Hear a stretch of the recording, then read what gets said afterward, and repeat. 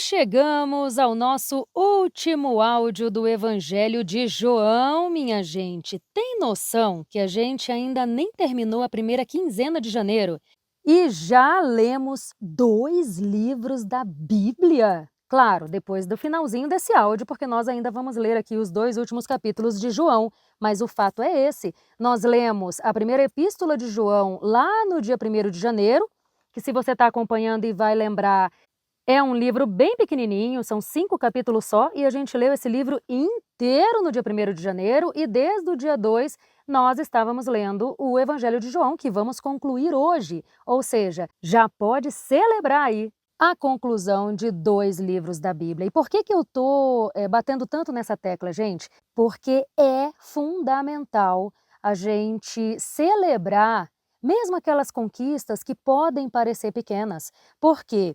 Você sabe que a gente está aqui no plano de 365 dias de leitura da Bíblia, mas a gente não vai celebrar só quando chegar lá em dezembro, não. Vamos celebrar juntas cada passinho da jornada, então celebre aí.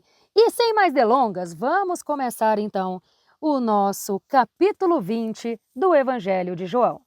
O sepulcro vazio. Mateus 28, 1 a 10, Marcos 16, 1 a 8 e Lucas 24, 1 a 12. No primeiro dia da semana, bem cedo, estando ainda escuro, Maria Madalena chegou ao sepulcro e viu que a pedra da entrada havia sido removida. Então correu ao encontro de Simão Pedro e do outro discípulo, aquele a quem Jesus amava, e disse: Tiraram o Senhor do sepulcro e não sabemos onde o colocaram. Pedro e o outro discípulo saíram e foram para o sepulcro. Os 2 corriam, mas o outro discípulo foi mais rápido que Pedro e chegou primeiro ao sepulcro. Abaixou-se para olhar e viu as faixas de linho ali, mas não entrou. A seguir, Simão Pedro, que vinha atrás dele, chegou, entrou no sepulcro e viu as faixas de linho, bem como o pano que estivera sobre a cabeça de Jesus, o qual estava dobrado à parte, separado das faixas de linho. Depois, o outro discípulo, que chegara primeiro ao sepulcro, também entrou. Ele viu e creu. Até então, não haviam compreendido que, conforme a Escritura, era necessário que Jesus ressuscitasse dentre os mortos. Jesus aparece a Maria Madalena. Os discípulos voltaram para casa. Maria, porém, ficou à entrada do sepulcro, chorando. Enquanto chorava, curvou-se para olhar dentro do sepulcro e viu 2 anjos vestidos de branco, sentados onde estivera o corpo de Jesus, um à cabeceira e o outro aos pés. Eles lhe perguntaram: Mulher, por que você está chorando? Levaram o meu Senhor, respondeu, e não sei onde o puseram. Nisso, ela se voltou e viu Jesus ali, em pé, mas não o reconheceu. Ele disse: Mulher, por que está chorando? Quem você está procurando? Pensando que fosse o jardineiro, ela disse: Se o Senhor o levou, diga-me onde o colocou e eu o levarei. Maria, disse Jesus. Então, voltando-se para ele, Maria exclamou em hebraico: Rabone, que significa mestre.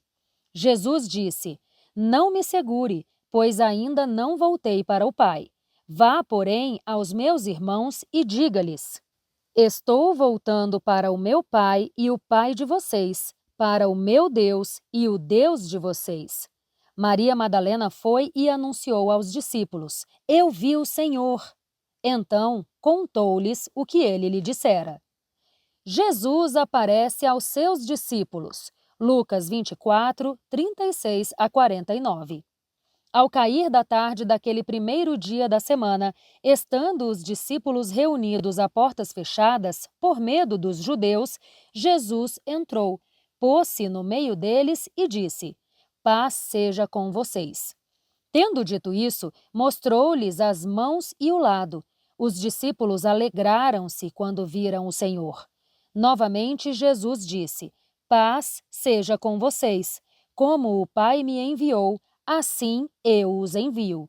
Depois de dizer isso, soprou sobre eles e disse: Recebam o Espírito Santo. Se perdoarem os pecados de alguém, estarão perdoados. Se não os perdoarem, não estarão perdoados.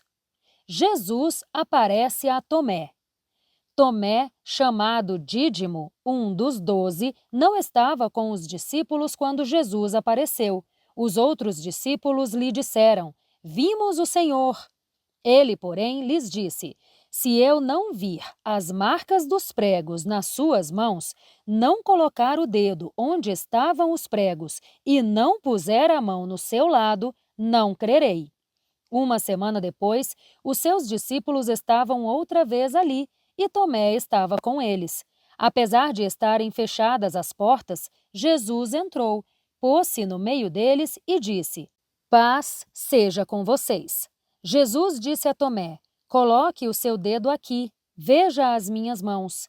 Estenda a sua mão e coloque-a no meu lado. Pare de duvidar e creia. Tomé lhe disse: Senhor meu e Deus meu. Então Jesus lhe disse: Porque me viu, você creu? Bem-aventurados os que não viram e creram. Jesus realizou na presença dos seus discípulos muitos outros sinais milagrosos que não estão escritos neste livro. Estes, porém, foram escritos para que vocês creiam que Jesus é o Cristo, o Filho de Deus, e, crendo, tenham vida em seu nome. Capítulo 21. Jesus e a pesca milagrosa.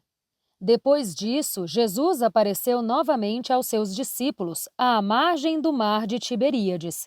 Foi assim: estavam juntos Simão Pedro, Tomé, chamado Dídimo, Natanael, de Caná da Galileia, os filhos de Zebedeu e 2 outros discípulos. Vou pescar, disse-lhes Simão Pedro. Nós também vamos com você, disseram. Eles foram e entraram no barco, mas naquela noite não pegaram nada. Ao amanhecer, Jesus estava na praia, mas os discípulos não o reconheceram. Ele lhes perguntou: Filhos, vocês têm algo para comer? Não, responderam. Ele disse: Lancem a rede do lado direito do barco e vocês encontrarão. Assim fizeram, mas não conseguiam recolher a rede por causa da quantidade de peixes. O discípulo a quem Jesus amava disse a Pedro: É o Senhor. Simão Pedro, ouvindo-o dizer isso, vestiu a capa, pois a havia tirado, e lançou-se ao mar. Os outros discípulos vieram no barco, arrastando a rede cheia de peixes, pois estavam apenas a cerca de 200 côncavos da praia, isto é, cerca de 90 metros. Quando desembarcaram, viram ali uma fogueira, peixes sobre brasas e um pouco de pão. Jesus lhes disse: Tragam alguns dos peixes que acabaram de pescar. Simão Pedro entrou no barco e arrastou a rede para a praia. Ela estava cheia. Tinha 153 grandes peixes. Embora houvesse tantos peixes, a rede não se rompeu. Jesus lhes disse: Venham comer. Nenhum dos discípulos tinha coragem de lhe perguntar: Quem és tu? Pois sabiam que era o Senhor. Jesus aproximou-se, tomou o pão e o deu a eles, fazendo o mesmo com o peixe. Esta foi a 3ª vez que Jesus apareceu aos seus discípulos depois de ter ressuscitado dentre os mortos. Jesus restaura Pedro. Depois de comerem, Jesus perguntou a Simão Pedro: Simão, filho de João, você me ama mais do que estes? Ele disse: Sim, Senhor, tu sabes que te amo. Jesus disse: Cuide dos meus cordeiros. Novamente, Jesus disse: Simão, filho de João, você me ama? Ele respondeu: Sim, Senhor, tu sabes que te amo.